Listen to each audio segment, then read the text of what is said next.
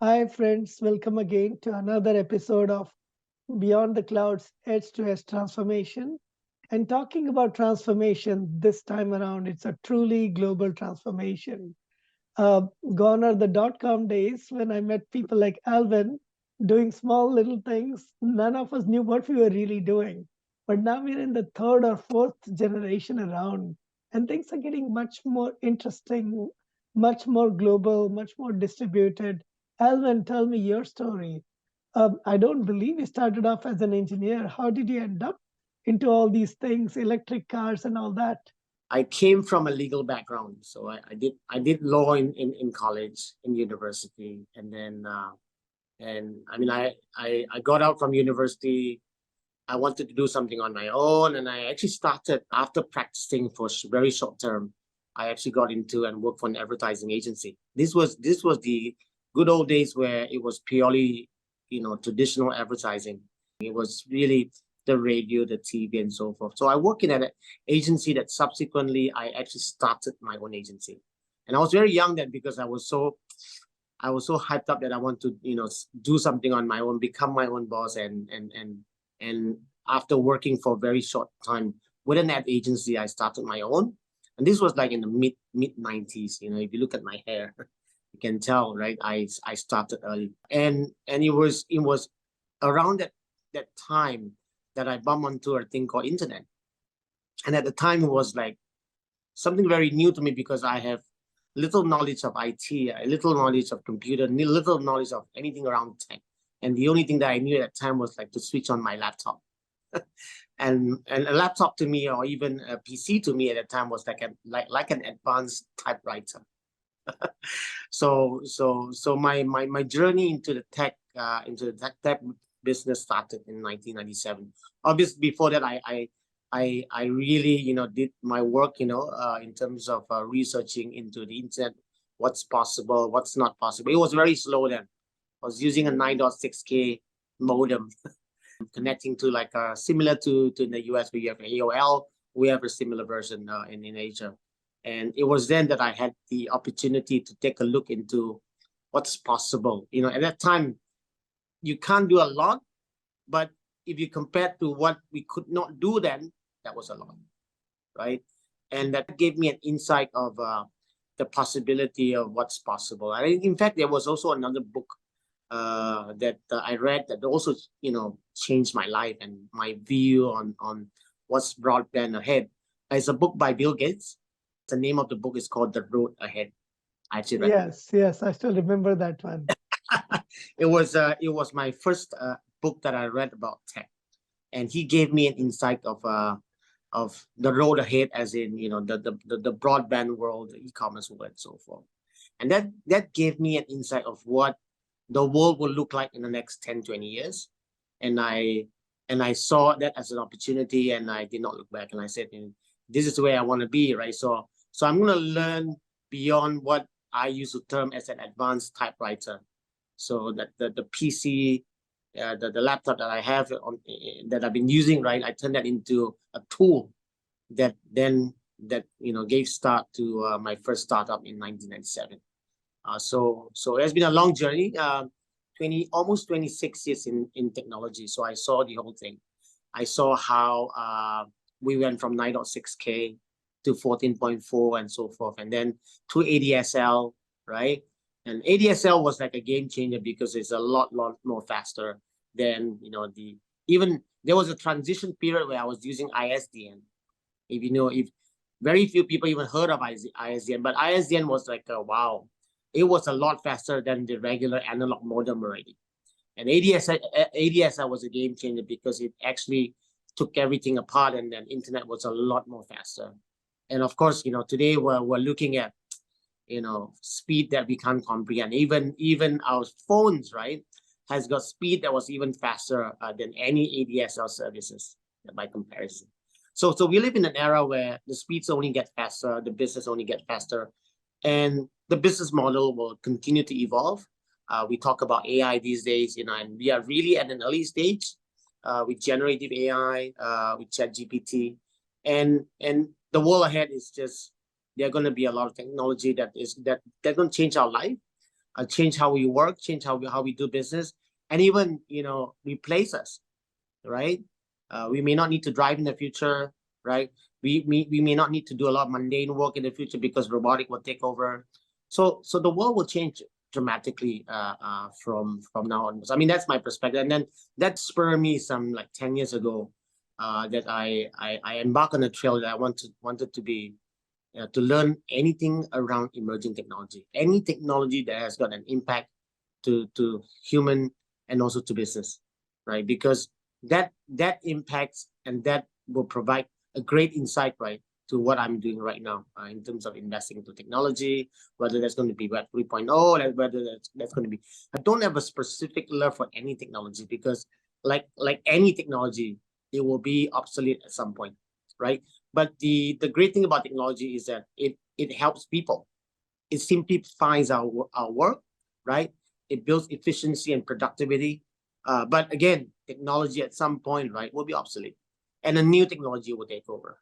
So I don't have a specific love in terms of where I invest or what technology that I idolize, but I look at them as a tool, right, to develop efficiency and productivity, and also to simplify our work and our life. Excellent. In fact, I completely concur with you. I came from a technology background, and every few years, every technology we invented became obsolete. But that's the fun part of it. I see in your background an electric car, right? And at this point, it still sounds like a fantasy, but we are getting there. We're getting there super fast. If you were to write the book, The Road Ahead, today, what would you write about, Alvin?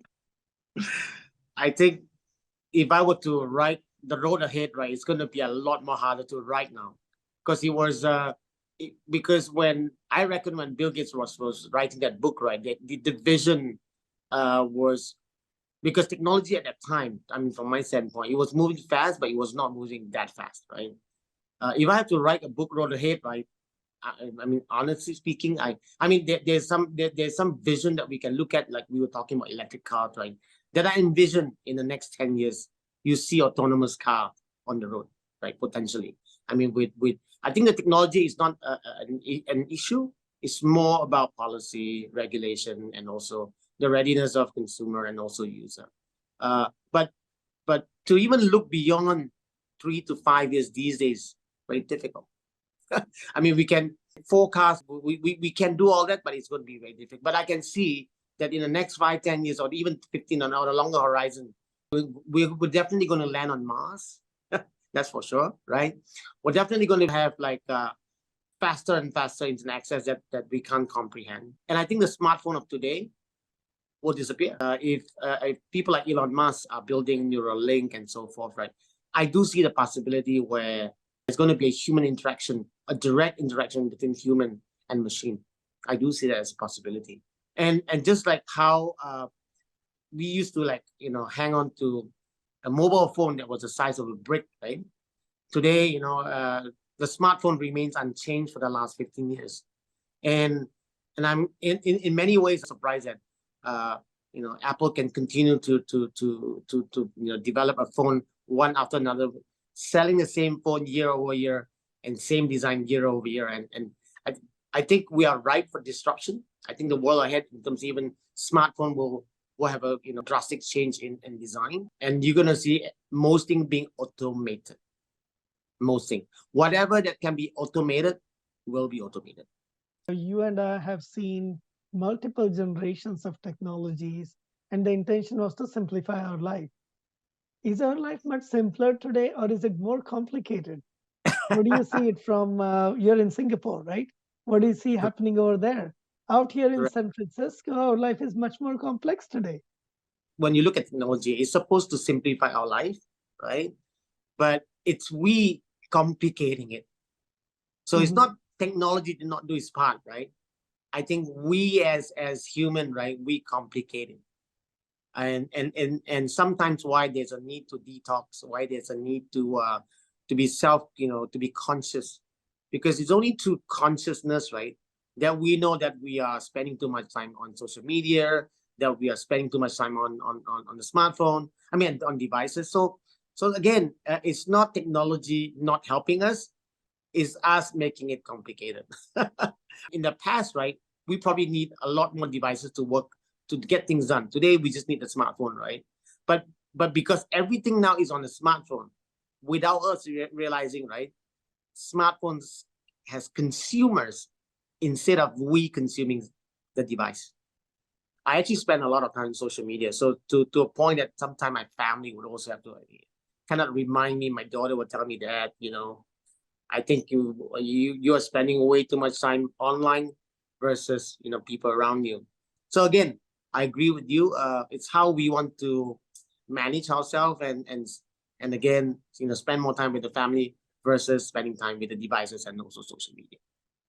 And I agree with you. Without the smartphone, without Zoom, without all these technologies, you and I would not have known each other, without LinkedIn, without a lot of the shares. So yes, what could have been just the Bay Area, and for you, maybe Singapore, China, and a few other countries, the whole world has become connected.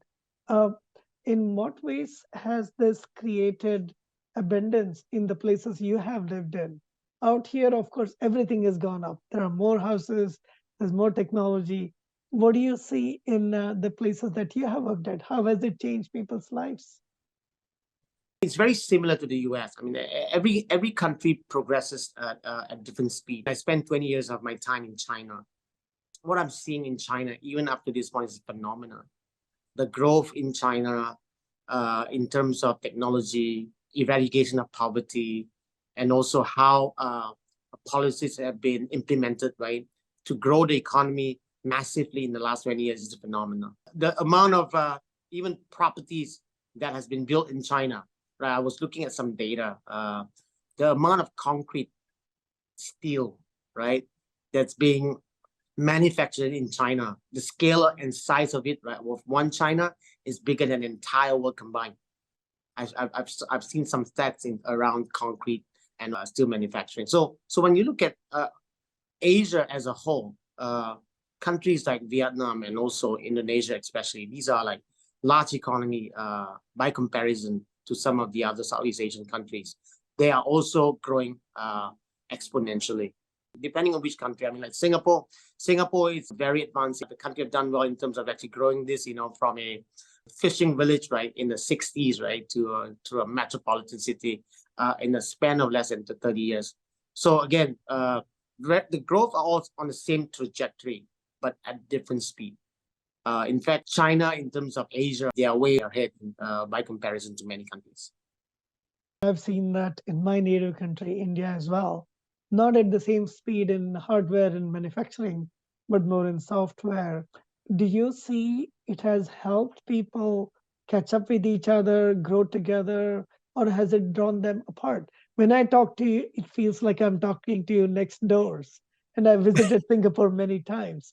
But do you feel the same way when you go to Beijing, Shanghai, or to Jakarta and other places? Or is there a big gap? If we did not have internet, I think the gap is going to be huge, right? But with now, you use the term, we are more connected than ever, right? It's as if you are just next door. I mean, I don't feel that you are in the US versus me over here, right? So you're really literally just like next door. And because of that, right, because of social media, because of mass dissemination of media and also devices, that we access to the world, regardless of whether that's going to be in China, India, Malaysia, Singapore, we're closer than ever. Obviously, there'll be gaps, but the gaps are definitely a lot more narrow. In fact, in China, it's a lot more narrow by comparison to other Southeast Asian countries because people have access to the same media outlet, right? People have access to the same devices with the same level of connectivity. So the gap is actually not very big, even if you look at the scale and size of China. Similar, I was in Vietnam lately. So whether that's going to be Hanoi, Ho Chi Minh, even a small city like Da Nang, the gap is actually very small. In fact, most of the young people are very savvy. They are constantly either on TikTok, right? They are always on some form of media, whether it's good media or bad content. I'm not going to touch on that topic, but the gap is definitely not narrow, a lot smaller, and people are more connected than ever. Now, you said earlier that whatever can be automated with generative AI and other things will get eventually automated. What about the job situation then? Countries like China and India have huge population. Even Singapore, the population density is immense. So also Indonesia and Vietnam. Do you think there'll be massive unemployment, or what is likely to happen in terms of the future of work? My view is that we went past agriculture, industrialization. Those are big era that transform how we work and how we live. And even as we transform from agriculture to industrialization, there will be a period where people will lose their job. Similarly, like horse lost their job when cars came along. But till today, the horse has his role. And similarly, how we talk about AI and so forth. Now, automation will automate whatever that can be automated. By being able to automate certain very mundane jobs, those people who are in that job will have to go to transition, retrain, and retool for future. I mean, that's how things will have to evolve. It's painful, right? Nobody said this is going to be easy. So staying relevant and having the right policy to retool people is actually very critical for the future. Well, because we're talking about massive replacement of jobs in the coming future. So again, it's not going to be a bed of roses for sure. Similarly to China and in countries where there are lots of population, they're really looking at a massive retooling of people and retraining them. But it will evolve, and somehow human will have to change, and somehow they will change and they will adapt. It's funny. You started off as a lawyer. I started off as a technology engineer, hardware engineer in India. And here we are talking about the future of generative AI and electric cars and all that. And so where we started doesn't seem to have made a whole lot of difference. Do you think degrees will be relevant going forward? What's the future of education like? My kid has always asked me, is it that, what should I be studying? What should I be focusing? I say, going to school means I want you to have a lot of fun. I want you to meet people. I want you to build that interpersonal skill, that you enjoy talking to people and developing meaningful conversation. Then learn how to multiply, add multiplication. I mean, the very basic foundation of learning. So at least you know how to read, you know how to read and count, right? So that's good enough. And if you have to major something in the future, go find and major something that you like, and you're done.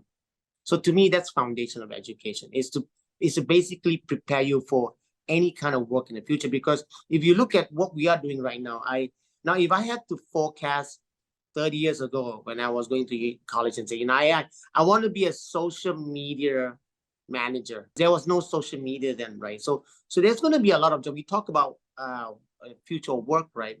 There are lots of work in the future that don't exist today.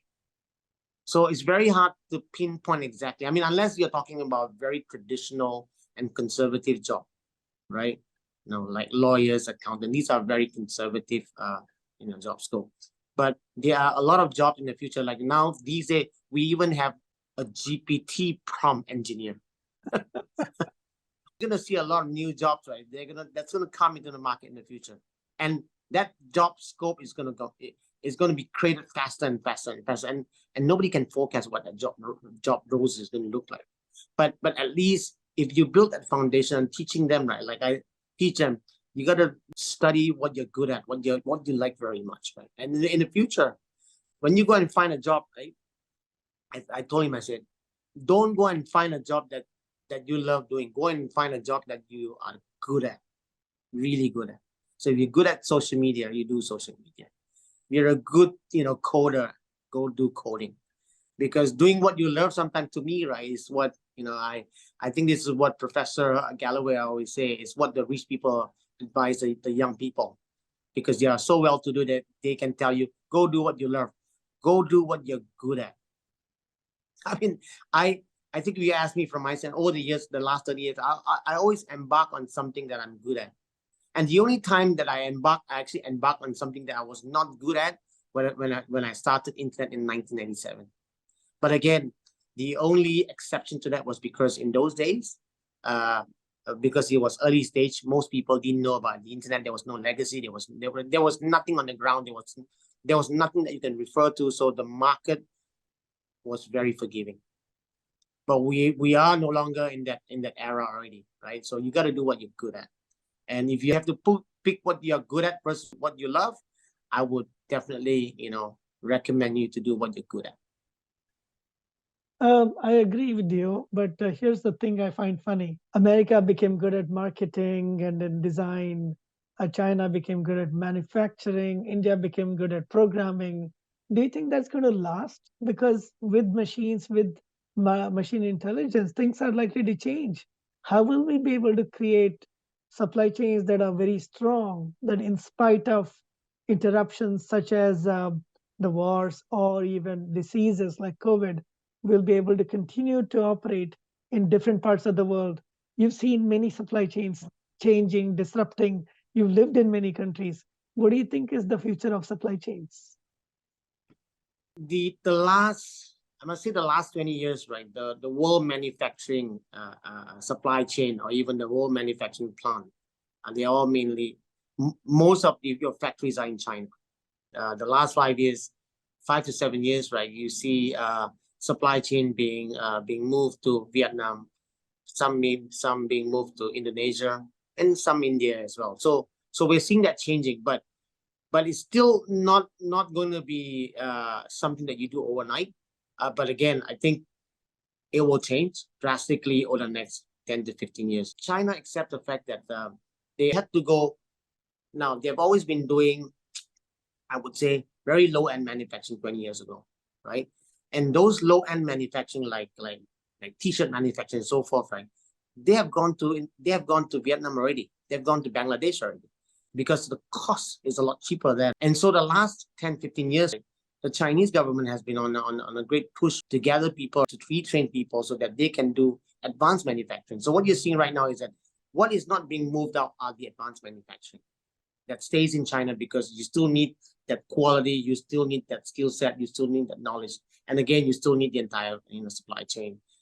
Some will change, where the low end will go to places where the cost of manufacturing are actually very low.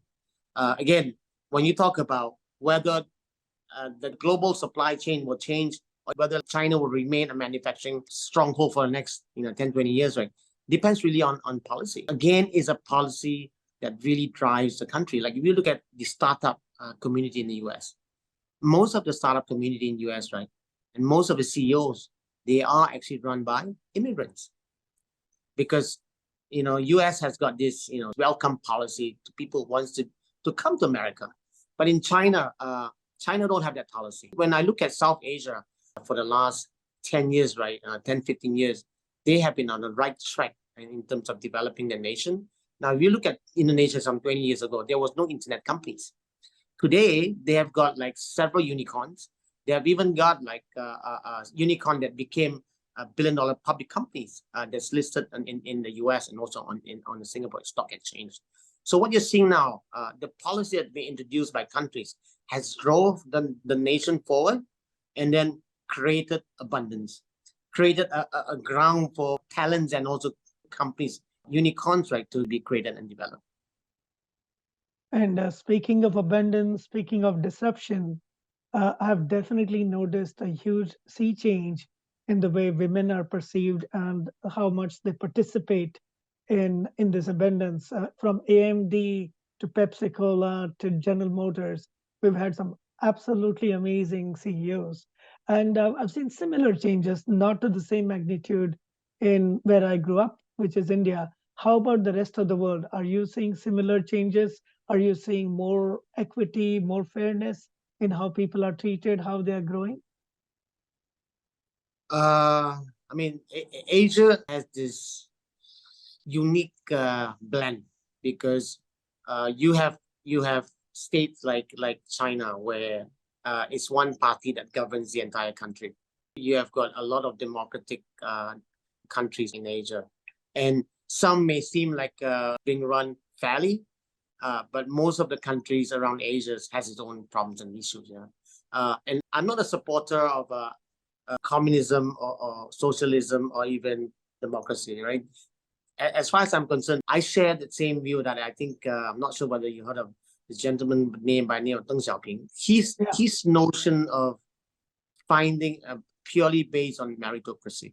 I don't care whether he's a good cat as long as he knows how a cat knows how to catch a mice. Right? He's a good cat. Finding the right people for the right job, and I think that's a greatly lacking in many democracy countries. Simply because people are being elected, not because they are best to run for the country, but also because they've got enough vote, they've gathered enough vote to run for the country. In Asia, some of the countries are being run by not very, very capable people, but because of political reason, right, they are being elected to run the country. When I look at China as a whole, even though it's an authoritarian state, this is probably one country on earth that I've seen the government actually look after its people. The interest. I mean, there are several countries that claim to look after its people, but most of the time it's look after the elite. But in China, I dare say, right, from observation over 20 years living there, in general, the government actually looks after the majority of people there versus other nations. I have noticed that irrespective of political ideologies, there are some countries that have fantastic governance. I see really overall very good governance even in the United States. And there are many where it is just protecting the elites, which is not helpful. And my question to you specifically was, have you seen any changes in demographics in terms of women coming up, doing better than they were, say, 30 years ago in the countries you visited? I definitely see it in the US. I definitely see it in India. How about in rest of Asia?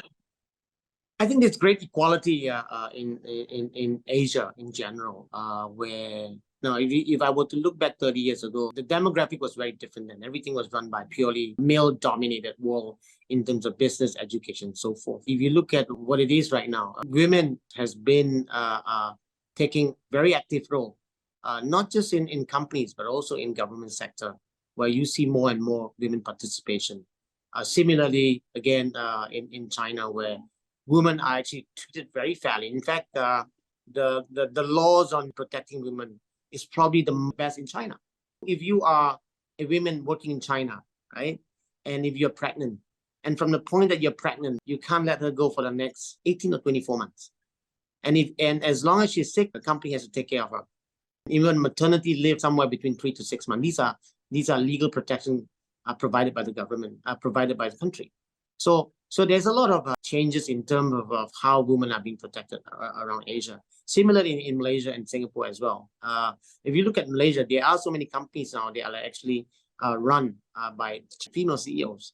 And again, if you look at a lot of startups that I mentor, right? If I compare this like 20 years ago, rarely do you see like a lady CEO. But these days, right, you actually see a lot of startup CEOs being fronted by ladies. I think the demographic has changed dramatically over the years, and I think it will continue to change. I was the managing director of Interpublic Group in China. That was my last role before I went into Web 3.0. I have like a team of 10 people reports to me, right, out of which 8 of them are women. That tells a lot. In my previous role, when I was running Omnicom, I see similar numbers as well. I think women is leading in many industry, and also in some countries, they are already running countries. Many prime minister and also president of countries are women. Definitely, right, it's changing demographic over the last 30 years in Asia. How did you become a social media influencer? And what does it take to be a good social media influencer? I'll tell you why I even started social media. I used to run advertising agency 10 years ago. There was this client who was asking me, a big MNC, right? It's a big FMCG client. We were proposing that we have to invest into social media. He asked me, how visible are you on social media, and how much do you know about social media? Do you practice it? Do you play with it? Do you post anything? I was like stunned. I was taken aback because I didn't expect him to ask me that question. True enough, I wasn't very visible. I can tell you at that time, I probably have maybe a couple of hundred people on Facebook. Maybe at that time I have a LinkedIn account, maybe a few hundred connections. And then my Twitter, like no more than 200 followers. And here I am, trying to teach my client, Fortune 500 FMCG, how to do, social media. And then you need to spend money there, right? And it was at that point that I told myself that I got to know social media well. So it was really in some way accidental, but also it was a wake up call that I took that initiative and became a mission. I'm going to learn how to use all this social media. First of all, to learn the different characteristic of the social media and what it does, right? And then follow to be really good at it. From that point, I spent a fair bit of time learning each of them. My focus was really, for work and also personal branding in business. I would only focus on Twitter and LinkedIn. So if you look at my entire trajectory in the last 10 years right now, it's all down to really discipline. It's easy to get into social media. It's easy to start an account, but to be consistent and persistent over a long period of time, just like anything that you do in life, that's the formula. I don't have a formula on what will drive your post viral. It's all really accidental. Some posts you may think it will go viral, it didn't. But some of them that you didn't expect it to go viral, it became like a big hit. But it's all down to consistency. And I do post a lot, right? But again, I used the word automation earlier, so it's automated as well.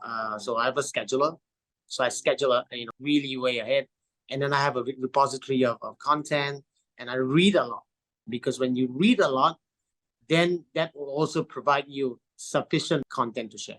And you got to do it on a daily basis. If you look at my LinkedIn, right, it's almost every 2 hours there's one post, consistently for the last 10 years. And I thought that you were up all night, all day posting. It's a scheduler doing that magic, but I need to schedule it. So I need to create the content, I schedule it. So that's manual, but the scheduling part, that's automated. That's how you see posts coming out when I sleep. And That's it. honestly, I mean, when I look at the content, what you write and how you describe it, there's a lot of originality, which is what I truly appreciate. Thank you. And but a lot of people feel that, I'm just going to do my work and I'm good at it. Why should I worry about the media, how people think, and why should I be visible? Is it necessary for a young entrepreneur or a young startup to be very visible, or can they just do a good job at creating their product and it'll sell by itself? What do you think as an investor? Well, depending on your role, Shankar. Now, if you are in a role of, if you're a CEO, right, or if you're the CMO, if you're a person that needs to drive business and business development, you need to be visible, right? And the thing with personal branding is that people wants to deal with visible people. Of course, you can't just be visible and have no substance. You still need to have substance, but the visibility helps you. It's just like why company needs to advertise, why company needs to promote their products. Same. You promote your product, so you want to become visible. And once you become visible, you have a brand, right? And people wants to be associated to a brand. And that association to a brand is always associating to something, right? So when you think of, let's say, Shankar, you are an AI person. And when I think of Shankar, I think of AI. When I think of AI, I think of Shankar. So the correlation between that name becomes your personal branding. So a lot of people will think of me, if I post a lot of stuff, like you start to relate me to something. That could be social media, that can be AI, that can be ChatGPT, that can be Web 3.0, that can be crypto. So there has to be some association, and that visibility helps you in getting leads. So I do get a lot of leads over the years. Like people will come look for me and with all kinds of opportunities, right? And again, not all just commercial. Some opportunity will be like you and me having this chat. It was because of the mission that I started. That was number one. And secondly, right, these days it's more about sharing. The more I share, the more I get. I'm not going to quantify in terms of how much money I'm making out of it, but I'm getting a lot of pleasure. Like talking to you, Shankar. I mean, this meeting is because of what I've shared. Right? Absolutely. So to me, it's great value. I know a good friend like you, Shankar. So the sharing, right, is now becoming a habit. So if I learn something, and if I can share that out and someone learns something out of it, right?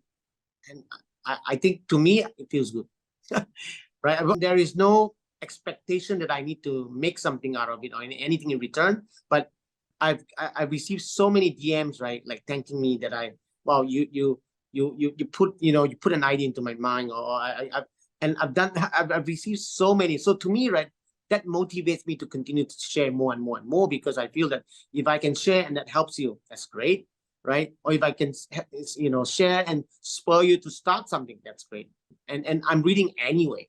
And if I can read something and then share the information on my view, or someone can comment on that view, I will learn something as well. So to me, that's great. And also knowing, good friends, like people around the world, including you, Shankar. Yeah. I must have shared you at least twice, but in my mind, I must have shared you a dozen times because you give me a perspective that's unique that I cannot get in my neighborhood and among the people I know. Now, when you think back about where you were, say, 30 years ago, Alvin, your life must be totally different in many ways.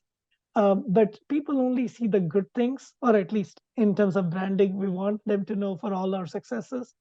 What have you learned from your failures, and have you had any failures? Oh, Shankar, my life has come to abundance of failures. I think if I were to add up all the failures, I've got more failures than success. More, right? The total number of startup that I invested that I failed, 90, to put up the right number, is about 95% fail. So startup is hard. Investing is hard. If I look at the entire journey, I got here because of all the failures. So to me, I don't see them as failures. I mean, it was painful at that moment when you don't make it. But without you realizing, all of them are like tiny or little learning. Now, just make sure that your failures are a small failure. And you can have many small failures, and because that adds up to be great learning. So in my entire life, right, I have actually failed more than I've succeeded. So don't look at just at the end. I'm sure it's the same for many people. I'm quite certain. Anyone that, especially like if you invest in companies, right, you will know the failure rate is super high, right? And I always tell people, now, startup and becoming your own boss, right, it's not for everyone. It sounds sexy, but it's actually very boring, and it's very lonely, and it's very painful. There are sleepless nights, and it's tough. If I look at startup, right, people who started something on your own, they are there because they are more obsessed with their own idea, that they think that they can change the world. And these are the people that go on and start something on their own. But most people don't, because it's easy to like surrender and say, I'm done, right? Because that's the easy part. The hardest part is to carry on and then pivot and then change, right? So it's not for everybody. And when I talk to several founders, I'm trying to find someone who has got this little spirit going. I'm trying to find this trait in that person, a street fighter, someone who will keep on fighting regardless, and to be able to fight and for a long time, right, without surrendering. And that's hard to find. It's easy to find someone who can speak well, someone who has got a great idea. But I always ask, because it will tell me, oh, great idea. I say, well, so what if the idea doesn't turn out the way that you want it? What is plan B? Most of the time, 99% of the time, whatever that you plan, right, versus it's at the end, right, it's always different. And what's next after that? It's not easy. It's very tough. And I have faced failure over failure. When I talk to some of the startups that's at the end of 6 months, end of 18 months, you see them, running out of steam and they want to give up. Especially, I always say, if you can survive 6 months in your startup, that will give you enough stamina to last 2 years. At the end of 2 years, if you can sustain until 2 years, right, and surpass 2 years, right, that will give you enough energy to last for another 5 years. And if you can way past 5 years, right, then the likelihood of you taking on beyond that is going to be a lot greater. But most people will fail after 6 months. Usually within 6 months, I dare say about 70 to 80% of startups will more likely fail in first 6 months. That reminds me, we have so many tens of thousands of startups, particularly in the generative AI space. But when I look at the history of startups, like we saw in the dot-com era, we saw in the social media era, I'm not too optimistic that the numbers will continue as many. What's your forecast? Where do you see the whole generative AI full automation space going, do you think it's sustainable? And if so, who would are like who are the likely winners, if you think? Now, when I look at generative AI, I mean, we even touched on this earlier. Now we are really at an early stage. So what we are seeing is the pandemonium is a craze on investing into generative AI, similar to .com days where VC were investing into pet.com and all that stuff. So it's people are getting in because of FOMO, right? Similar to crypto. So there's FOMO. And nobody knows, and nobody wants to miss on anything, right? So you get companies that's chucking money all over the place, and now with hindsight, in every category, at best there are only 2 or 3 players. Whether that's going to be OS, whether that's going to be a gaming company, whatever that may be, e-commerce, you can only have at best like 3 companies. So you're not going to be able to see many of these companies around in the next maybe 2 years. I'll tell you who's going to be around. Anybody that has got access to unique data. When you look at AI is just a tool. That tool needs to rely on data. Now, I can imagine companies like Google will have a great edge because they have got lots of data. Company like Tesla has got lots of driving data. Bloomberg access to finance data. All these companies has got data. I think they will be able to monetize it better. And especially company who has got their own cloud computing. That will also give them a lot of edge. So companies like Google are in a great position. Companies like Tesla in great position because it's really unique, because only Tesla has that much of data. Maybe way more. Google has a lot as well, but Tesla is in a great position because there's so many cars on the road, right? So to me, I think that the crux of that is going to go back to who has got those unique data, and again, having a deep pockets helps, but having those resources that I just mentioned, right, cloud computing and also data, that's going to be the deciding factor on who is going to be around in the next couple of years. I don't think people who are in companies who are doing things like generative AI, producing prompting an image or prompt, that will be something. That obviously you're gonna have like a big player versus a small player. Like maybe in that category you got Mid-Journey, right? You may have Runway, but most of the others on below, right? I don't think they're gonna be around. And again, I'm sure there'll be outliers. Just like any era, you will always have that outlier that someone just pop up and said, we're gonna lead that market. I'm sure in an AI category, that's going to be an outlier as well. But at this juncture, Google seems to have the best edge over others because of the fact that they have got all that search data and access to cloud computing. I think Google will have that edge over others. It's so exciting. I can't even believe this is our first real long conversation, and we could be talking for 2 days, as you said. But we'll have to continue this dialogue. There's so much to learn, and I'm so grateful for the work you're doing to really sift through many more things, to observe what's happening, to comprehend it, give your opinion, be fearless in saying the truth, not pretend or not make up stories, but say, this is what I see, this is what I don't see, this is what I agree with. So thank you for doing that. And to people out there, I'm always looking for different, distinct, even divergent viewpoints, because without that, we really cannot see where the future is. Otherwise, we'll be all just in a herd, being herded by some people who don't know where the world needs to go or wants to go. So please come forward. I would love to hear from you. Alvin, thanks again. We have to have a conversation within 2 years to see which are the 2-year players that are doing well and which are continuing among the people you're betting on, the people I'm betting on.